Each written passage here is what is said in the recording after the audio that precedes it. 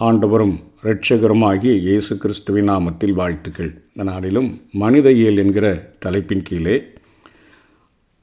ஆணும் பெண்ணும் என்கிற குறுந்தலைப்பையும் மனித குலத்தினுடைய பரவுதல் இந்த உலகம் முழுவதும் எப்படி உண்டாயிற்று என்றும் மனிதனினுடைய படைப்பில் கடமை என்ன இருக்குது என்கிற காரியத்தையும் மனிதனுடைய வீழ்ச்சி பற்றியும் அதைத் தொடர்ந்து மனிதனுடைய வீழ்ச்சி பற்றிய சில தவறான கொள்கைகள் என்ன இருக்குது அப்படின்னு பார்த்து இன்றைக்கி இந்த செய்தியை நாம் தியானித்து முடிக்கப் போகிறோம். தேவனுடைய படைப்பில் அவர் மனிதனை படைத்த போது ஆணும் பெண்ணுமாக படைத்தார் என்கிறதை நாம் வேதத்திலே பார்க்கிறோம். பின்பு ஆதாமினுடைய விலா எலும்பில் இருந்துதான் ஏவாள் தனியாக படைக்கப்பட்டாள் என்று சொல்லி ஆதியாகமம் 2வது அதிகாரம் 21வது வசனத்திலே பார்க்கிறோம். ஆதியாகமம் 1:27 பார்க்கிற போது தேவன் தம்முடைய சாயலாக மனுஷனை சிருஷ்டித்தார், அவனை தேவ சாயலாகவே சிருஷ்டித்தார், ஆணும் பெண்ணுமாக அவர்களை சிருஷ்டித்தார் என்று சொல்லி நாம் பார்க்கிறோம். அதே போல் அவனுக்கு ஒரு நல்ல அயர்ந்த நித்திரையை வரப்பண்ணி ஆண்டவர் அவனுடைய எலும்பிலிருந்து, அதாவது ஆதியாகமம் 2:21 அப்பொழுது தேவனாகிய கர்த்தர் ஆதாமுக்கு அயர்ந்த நித்திரையை வரப்பண்ணினார். அவன் நித்திரையடைந்தான். அவன் விலா எலும்பிலிருந்து ஒன்றை எடுத்து அந்த இடத்தை சதையினால் அடைத்தார் என்று சொல்லி பார்க்கிறோம். இப்படியாக ஆதாமினுடைய விலா எலும்பிலிருந்து ஏவாள் தனியாக படைக்கப்பட்டதை வேதத்திலே நாம் பார்க்கிறோம். இருவரும் தனித்தன்மை உடையவர்களாக மாற்றப்பட்ட பிறகுதான் சிருஷ்டிப்பானது முழுமையடைந்தது என்பதை நாம் அறிந்து கொள்ளுகிறோம். ஆதியாகமம் 1வது அதிகாரத்தில் 26 28 வரையிலும் நாம் பார்க்கிற போது, பின்பு தேவன் நமது சாயலாகவும் நமது ரூபத்தின்படியேயும் மனுஷனை உண்டாக்குவோமாக, அவர்கள் சமுத்திரத்தின் மச்சங்களையும் ஆகாயத்து பறவைகளையும் மிருக ஜீவன்களையும் பூமி அனைத்தையும் பூமியின் மேல் ஊறும் சகல பிராணிகளையும் ஆளக்கடவர்கள் என்றார். தேவன் தம்முடைய சாயலாக மனுஷனை சிருஷ்டித்தார், அவனை தேவ சாயலாகவே சிருஷ்டித்தார், ஆணும் பெண்ணுமாக அவர்களை சிருஷ்டித்தார். பின்பு தேவன் அவர்களை நோக்கி, நீங்கள் பலுகி பெருகி பூமியை நிரப்பி அதை கீழ்ப்படுத்தி சமுத்திரத்தின் மச்சங்களையும் ஆகாயத்து பறவைகளையும் பூமியின் மேல் நடமாடுகிற சகல ஜீவ சந்துகளையும் ஆண்டு கொள்ளுங்கள் என்று சொல்லி அவர்களை ஆசீர்வதித்தார் என்று சொல்லி நாம் பார்க்கிறோம். இங்கே இருவரும் தனித்தன்மை உடையவர்களாக மாற்றப்பட்ட பின்புதான் சிருஷ்டிப்பானது முழுமை பெற்றதை, இந்த பூமியில் உண்டாக்கப்பட்ட எல்லாவற்றையும் மனிதனுடைய ஆளுகைக்கு உள்ளாக ஆண்டவர் கொடுத்தார் என்கிற காரியத்தை நாம் வேதத்திலே பார்க்கிறோம். ஆகவே இந்த ஆதியாகமம் 1:26 28 வரையில் பார்க்கிற அந்த வசன அடிப்படையில் ஆண் பெண் என்கின்ற நிலையில் பதவி வித்தியாச இடைவெளி அதிகமாக இருக்கிறதா தோன்றலை. இருவரும் இந்த பூமியை ஆளுகின்ற அதிகாரத்தை அவர்கள் பெற்றார்கள் என்று சொல்லித்தான் ஆதியாகமம் 1:28 பார்க்கிறோம். நீங்கள் பலுகி பெருகி பூமியை நிரப்பி அதை கீழ்ப்படுத்தி சமுத்திரத்தின் மச்சங்களையும் ஆகாயத்து பறவைகளையும் பூமியின் மேல் நடமாடுகிற சகல ஜீவ ஜந்துகளையும் ஆண்டு கொள்ளுங்கள் என்று 2 பேரையுமே ஒரு சமநிலையில் வைத்து இங்கே ஆண்டவர் ஆசீர்வதிக்கிறதை பார்க்கிறோம். தலைமை துணைமை என்பது அமைப்பு நிலையின் நிலைப்புக்காக தான் இறந்ததே ஒழிய, ஆதாம் ஏவாளுக்கு பெயரிட்டது அவனுடைய தலைமைத்துவத்தையும் அவள் மேல் இருந்த உரிமையையும் அங்கே காட்டுகிறது. ஆதியாகமம் 2வது அதிகாரத்தில் 23வது வசனத்தில், அப்பொழுது ஆதாம், இவள் என் எலும்பில் எலும்பும் என் மாம்சத்தில் மாம்சமுமாய் இருக்கிறாள், இவள் மனுஷனில் எடுக்கப்பட்டபடியிலா மனுஷி எண்ணப்படுவாள் என்று சொல்லி இங்கே ஆதாம் ஏவாளை குறித்து சொல்லுகிறதை பார்க்கிறோம். மனித குலத்துக்கு ஆதாமின் பெயரையே தேவன் சூட்டியதும் அவனது சிறப்பு தன்மையை காட்டுகிறது. பாவம் செய்தபோது முதலில் கேள்விக்குள்ளாக்கப்பட்டதும் மனிதனே என்று சொல்லி நம்ம பார்க்கிறோம். மனுஷனை தான் பார்த்து ஆண்டவர் முதலாக கேள்வி கேட்குறார். ஆதியாகமம் 3வது அதிகாரம் 9ஆம் வசனத்தில், அப்பொழுது தேவனாகிய கர்த்தர் ஆதாமை கூப்பிட்டு, நீ எங்கே இருக்கிறாய் என்றார். அதற்கு அவன், நான் தேவருடைய சத்தத்தை தோட்டத்திலே கேட்டு நான் நிர்வாணியாக இருப்பதினால் பயந்து ஒளிந்து கொண்டேன் என்றார். அப்பொழுது அவர், நீ நிர்வாணி என்று உனக்கு அறிவித்தவன் யார்? புசிக்க வேண்டாம் என்று நான் உனக்கு விளக்கின விருட்சத்தின் கனியை புசித்தாயோ என்றார் என்று சொல்லி நம்ம பார்க்கிறோம். ஆகவே முதலாக மனித குலத்தை பார்த்து கேட்ட கேள்வி, ஆதாமே நீ எங்கே இருக்கிறாய்? பாவம் செய்த மனிதன் ஒளிந்து கொண்ட பொழுது இன்றைக்கு வரைக்கும் ஆண்டவர் மனுக்குலத்தை பார்த்து கேட்கிற கேள்வி, எங்கே இருக்கிறாய்? இன்றைக்கு மனிதன் பாவம் செய்தபடினாலே ஒளிந்து கொண்டு நான் வாழ்கிறேன், உம்மிடத்தில் உம்முடைய வெளிச்சத்திற்குள்ளே நான் வர்றதுக்கு விருப்பமில்லை என்று தான் இன்றைக்கு பூமியில் மனிதர்கள் வாழ்ந்து கொண்டு இருக்கிறார்கள். ஆதாமின் பாவத்தால் தான் மனித குலமானது பாவத்துக்குள்ளானது என்பதை வேதாகமம் குறிப்பிடுகிறதை நம்ம பார்க்கிறோம். இதனை ரோமருக்கு பவுல் எழுதுகிற பொழுது ரோமர் 5வது அதிகாரம் 15வது வசனத்தில் இந்த ஒரு ஆதாம் செய்த பாவத்தினால் ஆனாலும் மீறுதலின் பலன் கிருபை வரத்தின் பலனுக்கு ஒப்பானதல்ல, எப்படியெனில் ஒருவனுடைய மீறுதலினாலே அநேகர் மரித்திருக்க தேவனுடைய கிருபையும் இயேசு கிறிஸ்து என்னும் ஒரே மனுஷனுடைய கிருபையினாலே வரும் ஈவும் அநேகர் மேல் அதிகமாய் பெருகி இருக்கிறது என்று சொல்லி பார்க்கிறோம். ஆகவே இந்த மனிதன் செய்த பாவமானது முழு மனுக்குலத்தையுமே பாவத்திற்குள்ளாக தள்ளிவிட்டது என்று சொல்லியே நாம் சொல்ல வேண்டும். 1 கொரிந்தியர் 15வது அதிகாரம் 22வது வசனத்திலையும் பவுல் இப்படியாக எழுதுகிறார், ஆதாமுக்குள் எல்லாரும் மரிக்கிறது போல கிறிஸ்துவுக்குள் எல்லாரும் உயிர்ப்பிக்கப்படுவார்கள். அப்போ இந்த ஒரு தனி மனிதனினுடைய பாவம் முழு உலகத்தின் மக்களையுமே அது பாதித்து விட்டது என்பதை வேதாகமத்தின் மூலமாக நாம் அறிந்து கொள்கிறோம். பாவ வீழ்ச்சியின் பின் ஆண் பெண்ணை அடக்கி ஆளக்கூடிய ஒரு அதிகாரத்தை அவன் பெறுகிறான் என்று சொல்லியே பார்க்கிறோம்.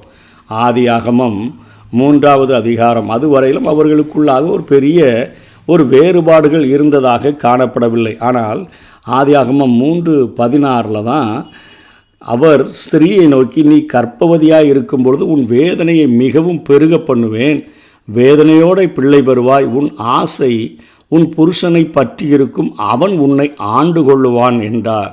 இங்கே மனுக்குலம் வீழ்ச்சியடைந்த பின்புதான் ஆணானவன் பெண்ணை அடக்கி ஆளக்கூடிய ஒரு காரியத்தை பெறுகிறான். பெண்ணின் தன்மையோ அவனை அடக்கி ஆளும் ஆசை உடையதாக மாறிப்போகிறது.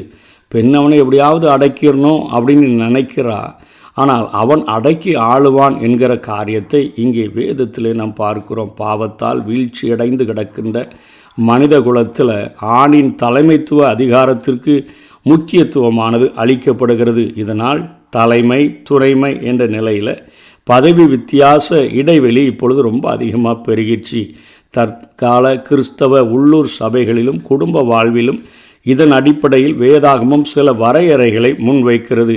அவற்றை கடைபிடித்து சிருஷ்டிகரை மகிமைப்படுத்தவும் அதே போல சிருஷ்டிகருக்கு மதிப்பு கொடுத்து வாழ்கிற ஒரு காரியமானது ஏற்படுத்தப்பட்டிருக்கிறதை பார்க்கிறோம். இந்த இடைவெளி அதிகமானபடினால் சபையில் என்னென்ன காரியங்கள் கடைபிடிக்கப்படுகிறது என்று பார்த்தா 1 தீமோத்தேயு 2வது அதிகாரம் 13வது வசனத்தில், எண்ணத்தினால் எனில் முதலாவது ஆதாம் உருவாக்கப்பட்டான், பின்பு ஏவாள் உருவாக்கப்பட்டால். அது 12ஆம் வசனத்தில் உபதேசம் பண்ணவும் புருஷன் மேல் அதிகாரம் செலுத்தவும் சிறியானவளுக்கு நான் உத்தரவு கொடுக்கிறதில்லை, அவள் அமைதலாக இருக்க வேண்டும். இந்த காரியங்கள் சபையில் கடைபிடிக்கப்பட வேண்டியதாயிற்று. ஏனென்று சொன்னால் அவர்கள் செய்த பாவத்தின் நிமித்தமாக இந்த ஒரு மிகப்பெரிய இடைவெளியானது ஊறுகவாகிவிட்டதை நம்ம பார்க்க முடிகிறது. அதே போல் கொரிந்து சபைக்கு பவுல் எழுதும் பொழுதும் 11வது அதிகாரம் 7ஆம் வசனத்திலிருந்து 9ஆம் வசனம் வரையிலும் பார்த்தோன்னா, புருஷனானவன் தேவனுடைய சாயலும் மகிமையுமாய் இருக்கிறபடியால் தன் தலையை மூடிக்கொள்ள வேண்டுவதில்லை, ஸ்திரீயானவள் புருஷனுடைய மகிமையாய் இருக்கிறாள். புருஷன் ஸ்திரீயிலிருந்து தோன்றினவன் அல்ல, ஸ்திரீயே புருஷனிலிருந்து தோன்றினவள்.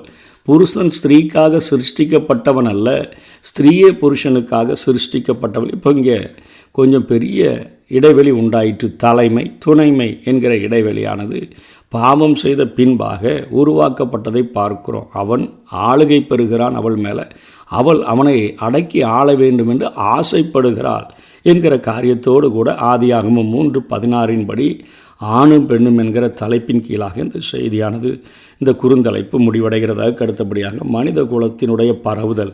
மனிதனை தேவன் படைத்தபோது ஒரே மனிதனையே ஆண்டவர் படைத்தார். அவனிலிருந்தே உலகமெங்கும் மக்கள் குழுக்கள் உருவாகி அவர்கள் பிரிந்து உள்ளதை குறித்து நாம் வேதத்தில் அப்போஸ்தலர் 17வது அதிகாரத்தில் 26வது வசனத்தில் நாம் பார்க்கிறோம்.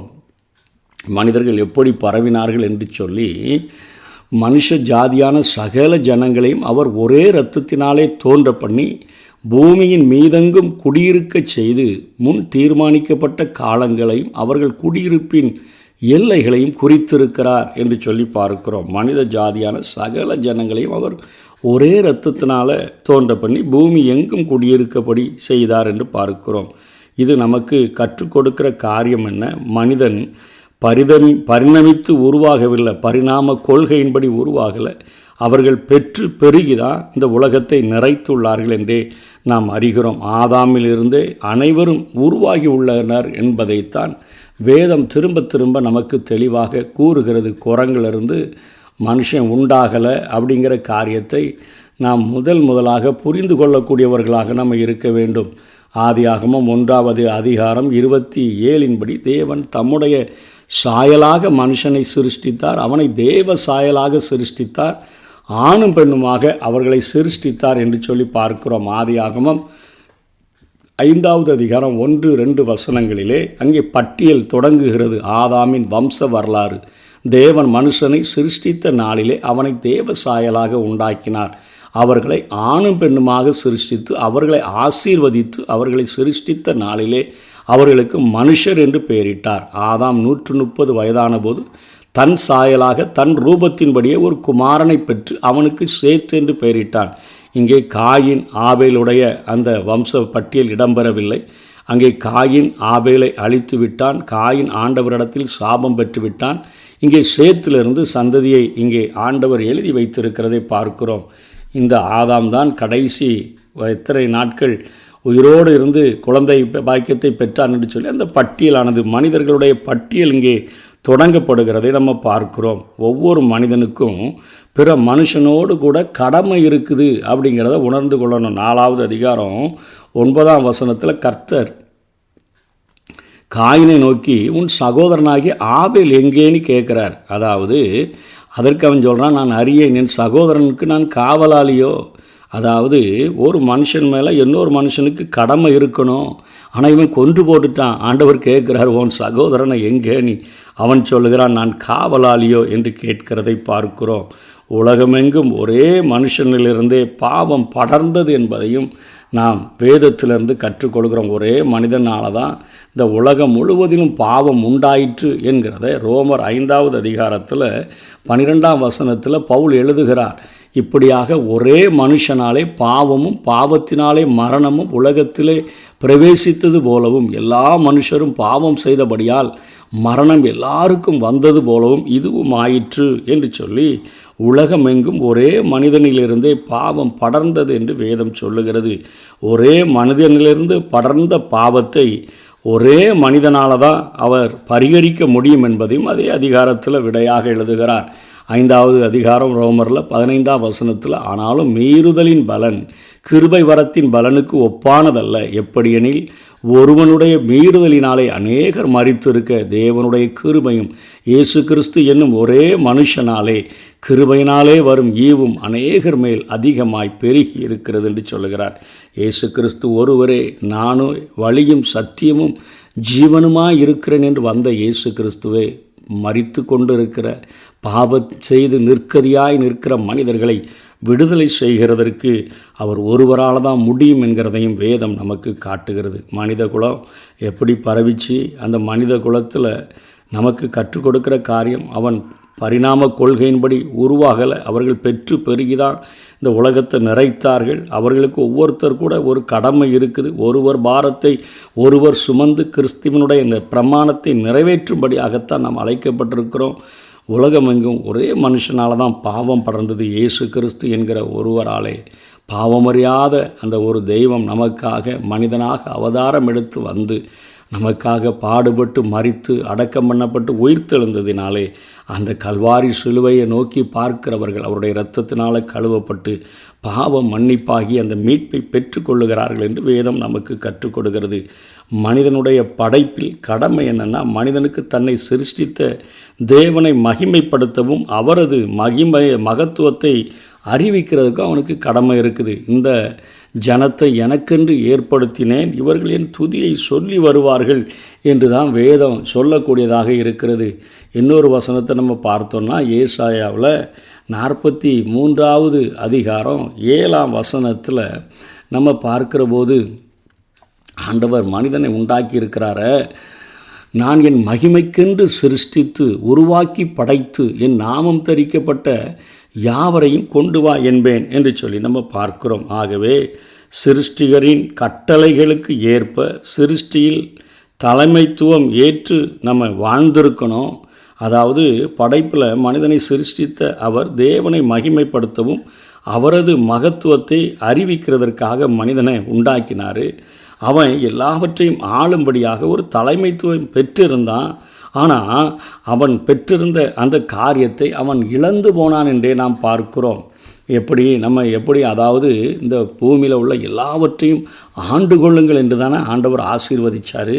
ஆனால் எல்லாமே அவனுக்கு இன்றைக்கி கீழ்பட்டு இருக்கலையே. எபிரேயர் 2வது அதிகாரத்தில் 5-8 வரை பார்த்தோன்னா, இனிவரும் உலகத்தை குறித்து பேசுகிறோமே, அதை அவர் தூதர்களுக்கு கீழ்ப்படுத்தவில்லை. ஒரு இடத்திலே ஒருவன் சாட்சியாக, மனுஷனை நீர் நினைக்கிறதற்கும் மனுஷனுடைய குமாரனை நீர் விசாரிக்கிறதற்கும் அவன் எம்மாத்திரம், அவனை தேவதூதரிலும் சற்று சிறியவனாக்கினீர், மகிமையினாலும் கனத்தினாலும் அவனுக்கு முடிசூட்டி உம்முடைய கரத்தின் கிரியைகளின் மேல் அவனை அதிகாரியாக வைத்து சகலத்தையும் அவனுடைய பாதங்களுக்கு கீழ்ப்படுத்தியிருந்தீர் என்று சொன்னான். சகலத்தையும் அவனுக்கு கீழ்ப்படுத்தினார் என்கிற விஷயத்தில் அவர் அவனுக்கு கீழ்ப்படுத்தாத பொருள் ஒன்றுமில்லை. இன்றைக்கு உலகத்தில் மனுஷன் உண்டாக்கப்பட்டதனுடைய நோக்கமே அதுதான். அப்படி இருந்தும் இன்னும் அவனுக்கு சகலமும் கீழ்ப்பட்டிருக்க காணோம் என்று சொல்லி எழுதப்பட்டிருக்கிறதை பார்க்கிறோம். ஆகவே இன்றைக்கு சிருஷ்டிகளின் மேலே தலைமைத்துவம் ஏற்று மனிதன் முழுமையாக, அதாவது பாவத்தில் விழுகிறதற்கு முன்பாக ஆதாமும் ஏவாளும் இந்த பூமியில் உள்ள எல்லாவற்றையும் ஆண்டு கொண்டு இருக்கக்கூடியவர்களாக இருந்தார்கள். அவர்கள் அந்த பாவத்தில் விழுந்த பொழுது அந்த தலைமைத்துவம் ஏற்று வாழ்ந்திருக்க வேண்டிய நிலைமையில் இருக்கிறவங்களுக்கு இன்றைக்கி சகலமும் கீழ்ப்பட்டிருக்க காணோம் என்று சொல்லித்தான் பார்க்கிறோம்.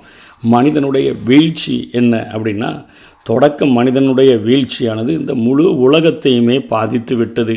ஒரு இன்ப வனத்தினுடைய பூங்காற்றில் ஆண்டவராகிய இயேசு கிறிஸ்துவோடும் அந்த திருத்துவத்தோடும் உலாவி வாழ்ந்த மனிதன் ஒரு துன்ப புயலுக்குள்ளே, இந்த உலகத்துக்குள்ளே, பூமிக்குள்ளே கூடு கட்ட அனுப்பப்பட்டான் என்றே சொல்ல வேண்டும். தேவ சாயலின் பரிசுத்தமாக படைக்கப்பட்ட மனுஷன் தன்னுடைய பரிசோதனை காலத்தில் பரிதாபமாக அவன் வீழ்ந்து விட்டான். உரிமை அங்கு அவனுக்கு உபத்திரவமாக மாறினதை ஏதேனிலே பார்க்கிறோம். சித்தம் அங்கு அவன் மேலே வைத்திருந்த சித்தம் இப்போ சாவுக்கு நேராக அவனை வழிநடத்தி விட்டதை பார்க்கிறோம். சுதந்திர வானத்தில் சிறகடித்து வாழ படைக்கப்பட்ட மனிதன் இன்றைக்கி பாவ சிறையில் போய் கிடக்கிறத பார்க்கிறோம். தேவனுடைய வார்த்தையை சந்தேகித்ததினால சாத்தானுடைய வலையில் அவன் சிக்கி கொண்டதனை பார்க்கிறோம். சோதனையில் தோல்வியடைந்த மனிதன் தண்டனை பெற வேண்டிய ஒரு நிர்பந்தமான நிலைக்குள்ளே தள்ளப்பட்டான். நீதி உள்ள நியாயாதிபதி சோதனைக்காரன் பயன்படுத்தி வந்த அந்த கருவியையும் வீழ்ந்த மனிதனையும் நீதியுடன் தண்டித்ததை வேதத்தில் நம்ம பார்க்கிறோம். இன்றைக்கு சர்ப்பம் என்று பார்க்கிறோமே, ஒளிறுதல் என்று சொல்லி அர்த்தமுடைய அந்த ஒரு பாம்பை பிடிச்சி தான் அவன் அந்த ஒரு கருவியாக பயன்படுத்தி மனிதனை வஞ்சிக்கும்படியாக வந்தான் என்று பார்க்கிறோமே. 3வது அதிகாரம் 14வது வசனத்தில், அப்பொழுது தேவனாகிய கர்த்தர் சர்ப்பத்தை பார்த்து, நீ இதை செய்தபடியால் சகல நாட்டு மிருகங்களிலும் சகல காட்டு மிருகங்களிலும் சபிக்கப்பட்டிருப்பாய். நீ உன் வயிற்றினால் நகர்ந்து உயிரோடு இருக்கும் நாளெல்லாம் மண்ணை திம்பாய். இது சர்ப்பத்திற்கு கொடுக்கப்பட்ட தண்டனை.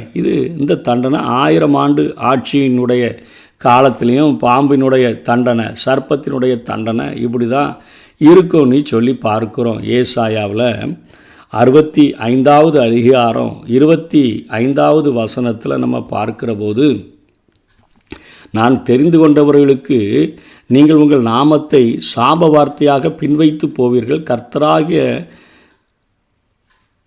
65வது அதிகாரம் 25வது வசனத்தில், ஓனாயும் ஆட்டுக்குட்டியும் ஒருமித்து மேயும், சிங்கமும் மாட்டை போல வைக்கோல் தின்னும், புழுதி சர்ப்பத்துக்கு இரையாகும். என் பரிசுத்த பர்வதம் எங்கும் அவைகள் தீங்கு செய்வதும் இல்லை, கேடு உண்டாக்குவதும் இல்லை என்று கர்த்தர் சொல்லுகிறார். அதாவது 1000 ஆண்டு ஆட்சி காலத்திலையும் கூட அந்த சர்ப்பம் என்ன செய்யணும்னா, புழுதி சர்ப்பத்துக்கு இரையாகும்னு தான் பார்க்குறோம். நீ மண்ணை தின்பா என்று சொல்லி ஆண்டவர் கொடுத்த சாபம். சாத்தானுக்கு ஆண்டவர் என்ன சாபத்தை கொடுத்தார்னு ஆதியாகமம் 3வது அதிகாரம் 15வது வசனத்தில் நம்ம பார்க்குறோம். இதுதான் நமக்கு கொடுக்கப்பட்ட வாக்கு தத்தமும் கூட. உனக்கும் ஸ்திரீக்கும் உன் வித்துக்கும் அவள் வித்துக்கும் பகை உண்டாக்குவேன், அவர் உன் தலையை நசுக்குவார், நீ அவர் குதிங்காலை நசுக்குவாய் என்றார். இதுதான் ஆண்டவர் காலம் நிறைவேறின பொழுது இயேசு கிறிஸ்து அவனுடைய எல்லா அதிகாரங்களையும் துரைத்தனங்களையும் உரிந்து கொண்டு வெளியரங்கமான கோலமாக்கி சிலுவையில் வெற்றி சிறந்தார் என்று கலாத்தியருக்கு பவுல் எழுதும் பொழுது எழுதுகிறார். இதுதான் சர்ப்பத்துக்கும், அதாவது சாத்தான் பயன்படுத்தி வந்த கருவியாக பயன்படுத்தி வந்த சர்ப்பத்துக்கும் சாத்தானுக்கும் கிடைச்ச தண்டனை. மனுஷனுக்கு என்ன தண்டனை கிடைச்சதுன்னா 3வது அதிகாரம் 7ஆம் வசனத்தில், அப்பொழுது அவர்கள் இருவருடைய கண்களும் திறக்கப்பட்டது, அவர்கள் தாங்கள் நிர்வாணிகள் என்று அறிந்து அத்தி இலைகளை தைத்து தங்களுக்கு அரைக்கச்சைகளை உண்டு பண்ணினார்கள். ஒரு வெட்கம் அவர்களுக்குள்ள முதல்ல உருவாகிறதை பார்க்கிறோம். அதைத் தொடர்ந்து பயம். என்னென்னா, பகலின் குளிர்ச்சியான வேளையில் தோட்டத்தில் உலாவுகிற தேவனாகிய கர்த்தருடைய சத்தத்தை அவர்கள் கேட்டார்கள். அப்பொழுது ஆதாமும் அவன் மனைவியும் தேவனுடைய கர்த்தருடைய சந்நிதிக்கு விலகி தோட்டத்தின் விருட்சங்களுக்குள்ளே ஒளித்து கொண்டார்கள் என்று பார்க்கிறோம். இப்போ அந்த பாவம் அவர்களுக்குள்ள அந்த பாவம் என்னதெல்லாம் கொண்டு வருதுன்னா, வெட்கத்தை முதல்ல கொண்டு வருது, 2வது பயத்தை கொண்டு வருது. அதற்கு அவன் 10ஆம் வசனத்தில், நான் தேவரீருடைய சத்தத்தை தோட்டத்தில் கேட்டு நான் நிர்வாணியாக இருப்பதினால் பயந்து ஒளித்து கொண்டேன். இப்போ அந்த பயம் அந்த ஆதாம் ஏவாளுக்குள்ளாக வருகிறதை பார்க்கிறோம். குழப்பம், குற்றச்சாட்டு இவைகள்லாம் வருது. அவன் என் எலும்பில் எலும்பு, என் மாம்சத்தில் மாம்சனிலாம் சொன்னவன் இப்போ என்ன சொல்கிறான்? அதே 3வது அதிகாரம் 12-13 சொல்கிறான், அதற்கு ஆதாம், என்னுடனே இருக்கும்படி தேவரீர் தந்த ஸ்திரீயானவள் அவ்விருட்சத்தின் கனியை எனக்கு கொடுத்தால் நான் புசித்தேன். என்ன நடக்க போகுதுன்னே தெரில. குழப்பத்தில் தன் எலும்பில் எலும்பு மாம்சத்தில் மாம்சமாக இருந்தவளை இங்கே குற்றப்படுத்தி காட்டுகிறதை பார்க்கிறோம். அப்பொழுது தேவனாகிய கர்த்தர் ஸ்திரீயை நோக்கி, நீ இப்படி செய்தது என்ன என்றார். ஸ்திரீயானவள், சர்ப்பம் என்னை வஞ்சித்தது, நான் புசித்தேன் என்றால். இங்கே ஒரு குழப்பம், குற்றச்சாட்டுகள் எல்லாம் வருகிறத பார்க்கிறோம். 4வது அவர்களுக்குள்ளாக மரணம் நடக்கிறத நம்ம பார்க்கிறோம். ஆதியாகமத்தில் 5வது அதிகாரத்தில் நம்ம பார்க்குறோம். அவர்களுக்குள்ளாக ஒரு சரீர மரணம் நடக்கிறத பார்க்குறோம். என்ன, ஆதாம் உயிரோடு இருந்த நாளெல்லாம் 930 வருஷம். மனிதன் மறுக்கிறதற்காக உண்டாக்கப்படலை, அவன் மரித்தான் என்று வேதத்தில் பார்க்கிறோம். அதாவது சரீர மரணமானது அவர்களை ஆண்டு கொண்டது என்றே நாம் சொல்ல வேண்டும். சங்கீதம் 90வது அதிகாரத்தில் 10ஆம் வசனத்தில் மோசேயின் ஜெபம் அப்படின்னு நம்ம பார்க்குறோமே, அதில் அவர் என்ன சொல்கிறாருன்னா, எங்கள் ஆயுசு நாட்கள் 70 வருஷம். இன்றைக்கி அதுதான் இருக்குது. பலத்தின் மிகுதியினால் 80 வருஷமாக இருந்தாலும் அதன் மேன்மையானது வருத்தமும் சஞ்சலமுமாமே, அது சீக்கிரமாய் கடந்து போகிறது, நாங்களும் பறந்து போகிறோம் என்று மோசே தன்னுடைய ஜெபத்தில் எழுதுகிறதை பார்க்கிறோம். இப்போது அதாவது தண்டனைகள் என்ன? சர்ப்பத்துக்கு என்ன தண்டனை? சாத்தானுக்கு என்ன தண்டனை? மனிதனுக்கு வெட்கம், பயம், குழப்பம், குற்றச்சாட்டு, சரீரத்தில் ஒரு மரணம், ஆன்மீக மரணத்தையும் அவன் அடைந்து விட்டான் அந்த நாட்களிலே. அதை நாம் பார்க்கணுன்னா மத்தேயு 7வது அதிகாரத்தில்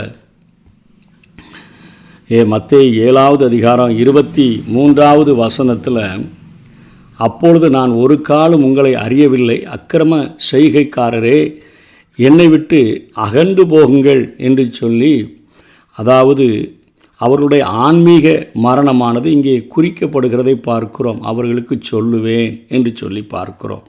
ஆகவே ஒரு ஆன்மீக மரணம் நடந்தபடினாலே அங்கே அவர்கள் தள்ளப்படுகிற காரியங்களை நாம் பார்க்கிறோம்.